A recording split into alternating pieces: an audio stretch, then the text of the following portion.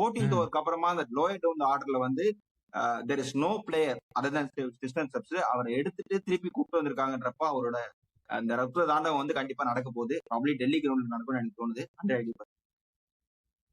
Super. எல்லாரும் பேசிட்டு Aiden Markram மறந்துட்டீங்க. ஸோ எய்டன் மார்க்ரம் கேப்டன், அவருமே ஒரு சாலிடா ஒரு 2-4 ஓவரும் போட்டு தருவாரு.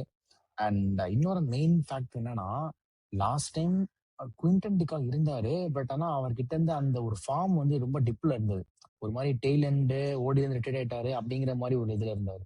ஆனா இப்போ ரிட்டையர்ட் ஆனது திரும்ப வந்து கம்பேக்ல ஒரு வேற மாதிரி ஃபார்ம்ல இருக்காரு குவிண்டன் டிகாக்.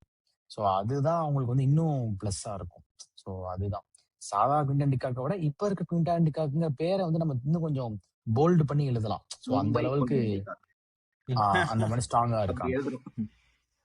நிறைய பேர்ல எழுதுங்கன்ற மாதிரி மும்பை வேற போயிட்டாரு. ஆப்வியஸ்லி 2020 ஞாபகம் இருக்குமா இல்லையா? அந்த மாதிரி ஆடிட்டு இருக்காரு. எக்ஸாக்டா 2020 மாதிரி தான் ஆடிட்டு இருக்காரு.